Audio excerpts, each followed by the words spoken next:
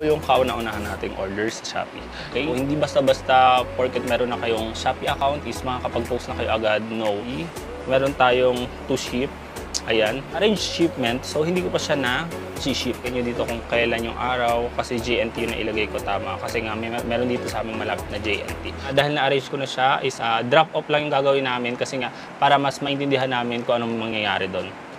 So ngayon, try namin magpa-print kasi wala pa kaming waybill. Gupitin na natin siya yung sakto-sakto lang kasi so ito na siya, ito na yung waybill natin. Meron naman tayong tape para hindi siya mabasa, takpan na lang natin lahat. So ay mga kahokans, ready to ship na tayo. So what's up mga kahokans and welcome back to my YouTube channel. And it's your Sergey Hokagay. For today's video guys is pag-uusapan natin sa per shipping ko sa Shopee. So sa mga hindi nakakaalam mga kahokans, nagbukas po ako ng bagong business which is, ito po Balena Apparel. So, ayan po siya. Hindi po ito ano lang po ito, ito lang po yung logo ko. So, mamaya-maya ipapakita ko sa inyo yung mga product na binebenta ko. If ever, hindi pa kayo nakapag-follow sa ating page, is ito lang yung link.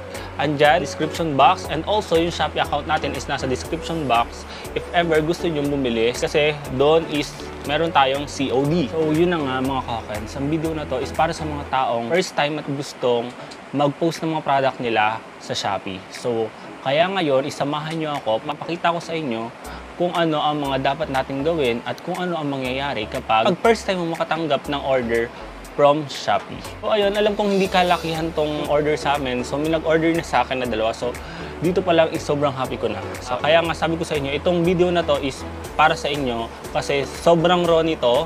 Malalaman nyo talaga lahat dito yung step by step kung paano yung dapat natin gawin kapag first time natin makatanggap ng order sa Lazada. First time natin makatanggap ng order sa Shopee. Sorry kung ganito ako magsalita, medyo masakit yung ngipin ko kasi medyo, hindi ngipin, yung labi ko, yung ganyan kasi may mga paningaw ako. Out of topic, share ko lang na ang dami-dami kong paningaw, hindi ko alam sa mga tao, dun sa mga kabataan ngayon na gustong-gusto magka-brace. Kung bakit tuwan-tuwa sila magkamero ng brace, pero sa totoo lang, napakasakit at nakakainis. Hindi ka makakain ng maayos, so ayoko na may ganito.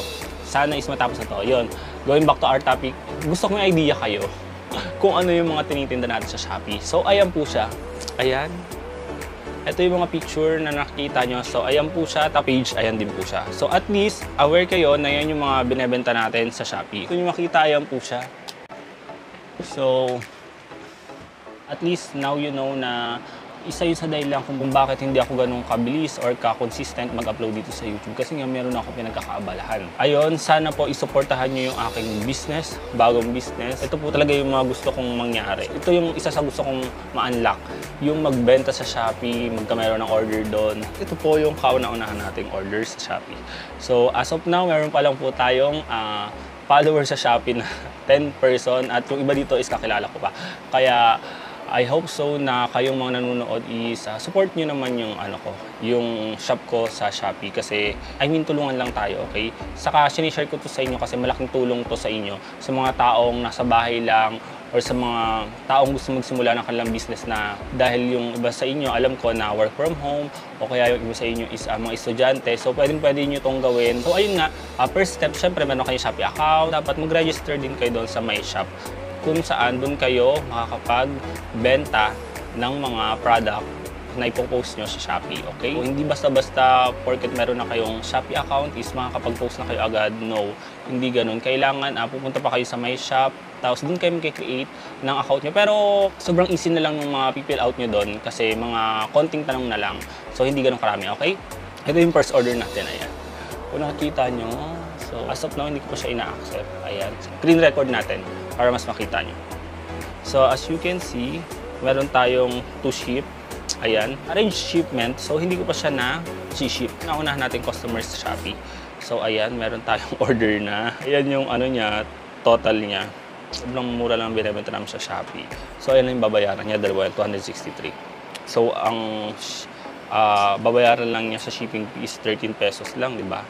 I-arrange namin to at ang pinili ko is JNT. Napaka-raw nitong video na to at malalaman nyo lahat ng gagawin natin kasi parehas tayo walang idea. Pindutin nyo daw yung arrangement. Ayan. Gusto ko kasi pick up. Pero hindi pa natin to ayusin ngayon kasi nga pinakita ko lang sa inyo na. So ilalagay nyo dito kung kailan yung araw kasi JNT yung nailagay ko tama kasi nga meron dito sa aming malapit na JNT. So pupunta kami doon ngayon at samahan nyo kami para malaman nyo pa kung ang mga plastic ba is bibilin or hihingin na lang sa kanila. Lahat dito is malalaman nyo, okay? Kung ano ang gagawin nyo, meron na kayong first order sa Shopee. Okay, so tara na, samahan nyo kami ngayon pumunta sa JNT na malapit dito sa amin. Pero punta muna tayo sa JNT. Tara, samahan nyo ako. So, ayun mga kakaids, bago ka pala sa channel ko, if you haven't subscribed to my YouTube channel, pwede gumagawa ng mga video about sa skincare. As of now, is papasukin na rin ang mundo ng negosyo. Magdagdag tayo ng content, at least masishare ko na rin sa inyo kung paano para kumita kayo ng pera nang nasa bahay lang kayo. Kasi marami akong share about sa affiliate marketing kasi naranasan ko na siya. Lahat ng tinuturo ko dito, lahat ng sinasabi ko sa inyo is based on my experience, okay? So, ayun nga mga kakans, if you haven't subscribed to my YouTube channel, please subscribe to my YouTube channel and click the bell button below para updated ka every time na may bago ako upload. So, tara na mga kakans, let's go!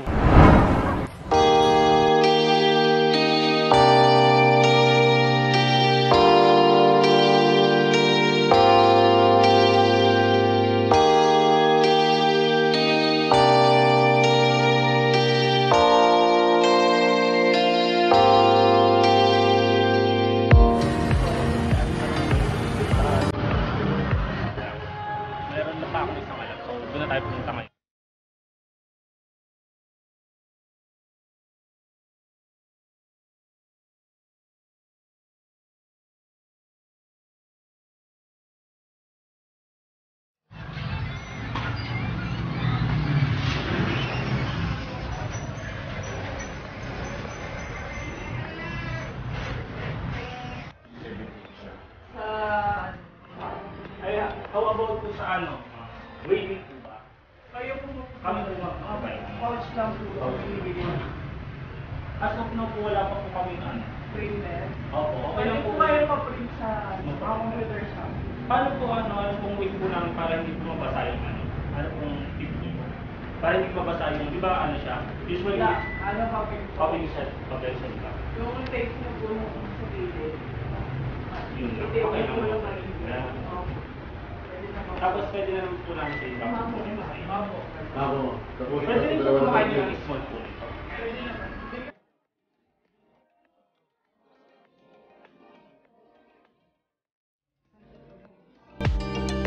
So, I'm back mga kakens, and as you can see, na nakauwi na tayo, and also nakahingi na rin tayo ng mga plastic. Mga pouch yata ang tawag nila dito if I'm not mistaken. So, eto siya. Akala ko is may bayad siya, pero wala pala siyang bayad. Good thing na wala siyang bayad. Okay. Meron tayong medium size yata to. Ito yung small. So, hindi ko masyadong dinamihan yung paghingi muna ng plastic kasi hindi pa naman ganun karami yung order natin. Pero hopefully is soon is dumami pa siya ng dumami. Ano? Kaya kayo is mag-follow na kayo sa page sa aming Shopee and also mag-order na rin kayo kasi nga mura lang naman talaga yun. Okay? Kayang-kaya ng budget nyo yun. And also, pinapromise ko sa inyo na maganda yung quality ng product na binibenta namin. Okay? Pasensyahan nyo na ako, hindi ko na mabuka talaga masyado yung bunganga ko kasi nga medyo nasasaktan talaga ako pag nagsasalita kasi sumasabit yung mga paningaw ko, sumasabit siya. So now, let's proceed. Magbabalot na tayo ngayon ng item. Meron tayong order na sky blue na XXL at flamingo na XXL color. So, ayun. So, now is, kukuha na tayo ng item. So, ang kailangan natin is yung color flamingo. Ayan. So, if nakikita nyo, ganito siya kakapal. So, ito wala pa siyang tag. Alam ko itong isa meron na to. Ayan. So, lalagyan din natin siya para makita nyo. So, ito naman yung isa. Ito yung aming logo. Ayan. Worth it talaga yung pagkamura nito. As in, ako na yung nagsasabi sa inyo, ito na yung mga ginagamit ko ngayon. Sariling brand ko na yung ginagamit ko. As in, kapag nakita nyo siya in person.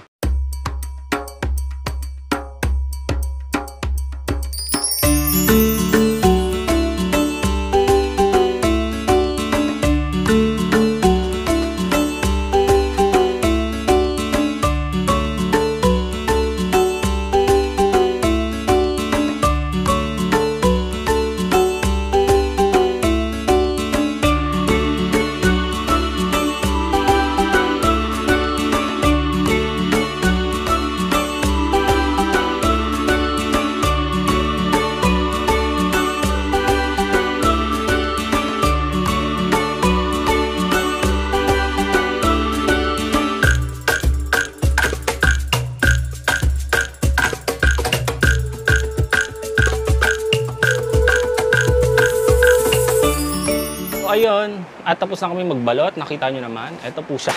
So, ito na siya, pinagsama na namin. Hindi ko alam kung tama to. At least, kung mali man, at least malalaman nyo at masasabi ko din sa inyo, okay? Kung tama tayo, perfect. So, ang gagawin na natin is, dahil na-arrange ko na siya, is drop off lang yung gagawin namin kasi nga, para mas maintindihan namin kung anong mangyayari doon. So, ito yung waybill niya. Paano ba to? Hindi ko alam, wala akong idea. Please wait a moment. So, ito yung waybill niya. Hindi ko alam kung... okay. So, kailangan namin mapaprint to. Kailangan ko muna itong i-save. So, ayun mga ka-Hawkens, medyo nangangapa pa talaga tayo. At least, alam natin kung paano. So, ngayon, try namin magpa-print kasi wala pa kaming waybill.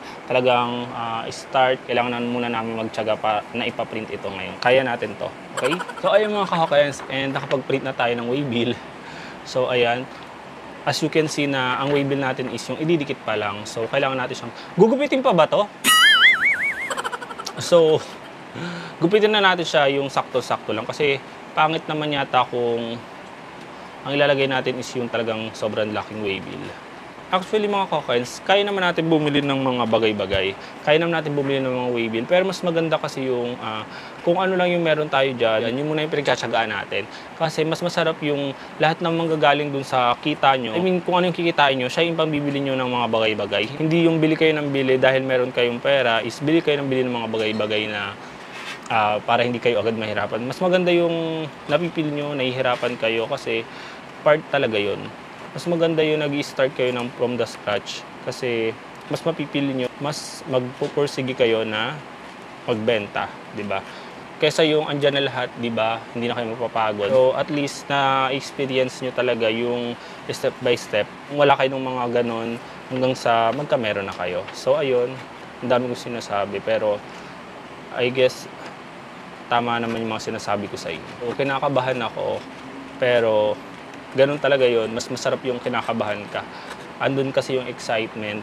Feel mo na lagi kang parang bago sa business kasi mas mag-e-enjoy ka, hindi ka magsasawa. Okay? Katulad lagi yun ang tinatatak ko sa pusa at isip ko, yung para laging enjoy ako sa mga ginagawa ko. Kasi pag once na hindi ko na nararamdaman, madali ako magsasawa. Katulad nitong pagbablog, passion ko siya before, kaso bigla ako nawawala kasi nawawalan nga ako ng gana. Kailangan natin i-execute yung mga bagay na meron tayo.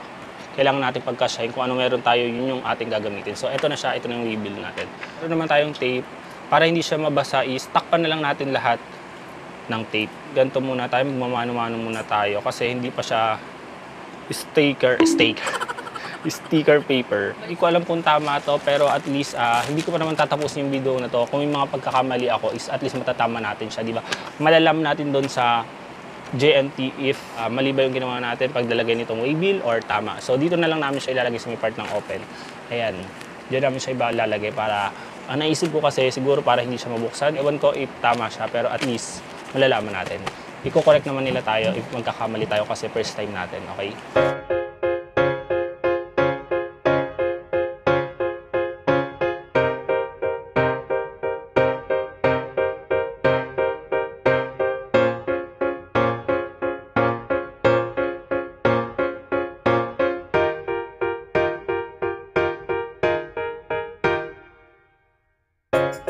So ay mga ka-Hawkens, ready to ship na tayo.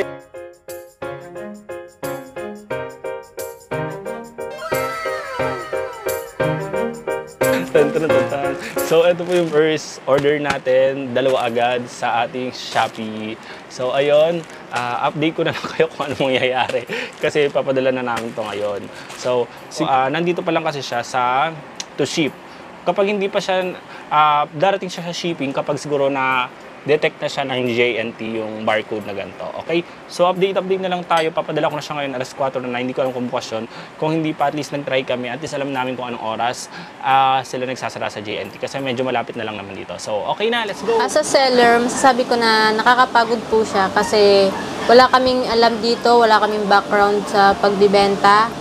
Nakakakaba talaga pero hindi naman maiwasan yun. Pag-ayos ng mga products, sa mga sizes niya, colors, variations, sobrang nakaka-stress po talaga. Sarap yung nagsisimula ka talaga sa umpisa. like yung small business talaga, mas masarap yung ganun. Like yung hindi agad biglaan malaki yung puhunan, like 10,000, 5,000, or kung ano man kaya ninyo.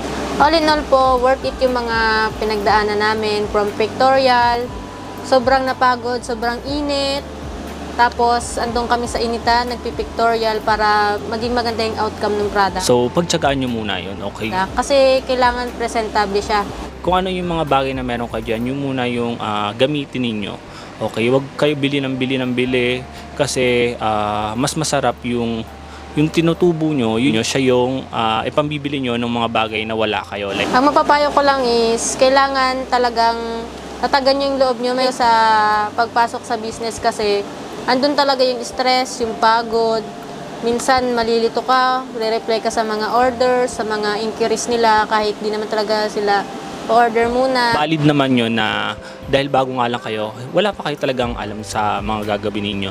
So, walang masamang magtanong sa mga JNT, Shopee, or Lazada. Kailangan mahaba yung pasensya nyo. Support natin yung mga small business. I-support natin sila kahit anong pang business yan. Okay? Huwag lang drug business. Kasi makakasama yun sa atin.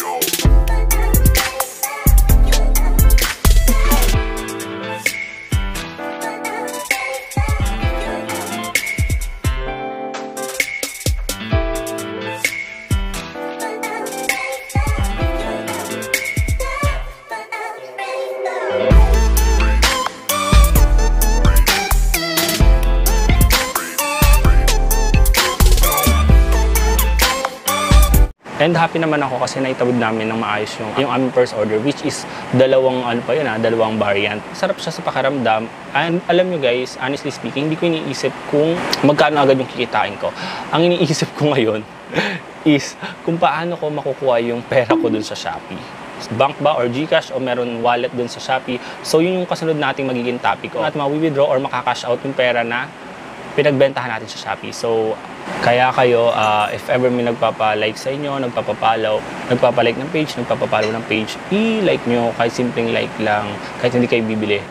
Kasi napaka-importante sa amin nun, lalo na yung mga rate nyo. Lalo naman kung ang rate nyo is maganda, nakakataba ng puso namin yun. Ano yun, sa mga legit seller, dun pa lang, yung pagod namin napapawi na yun, okay? Actually, masarap makipag-connect, masarap magkameron ng connection sa inyo. Yun yung gusto namin iparamdam. Kaya ganito na lang din kami makipag-communicate sa mga chat. Very formal ako. Like parang, sir pa rin naman yung tawag sa inyo, sir, ma'am. Pero, I mean, para lang tayo nagkikwentuhan kapag nagtatanong kayo sa akin sa mga chat. Ganun lang ako mag-response. Ayoko yung gusto ko kasi nadadama nyo na magkakilala talaga tayo sa chat. Okay? As long as hindi naman masama yung tinatanong mo at alam ko yung mga isasagot ko, sinasagot ko talaga sila na maayos. So, ayun, nag-enjoy ako sa vlog na to and hopefully marami kayo natutunan sa vlog na to, yung step by step ng pagpapalabas. I mean, pag-release natin ng first order natin sa Shopee. So, ayun lang mga kahokens. If you haven't subscribed to my YouTube channel, please subscribe to my YouTube channel and click the bell button below. Updated kayo sa mga video na ilalabas ko. So thank you so much mga kahokens for watching and I will see you to my next video. Bye-bye!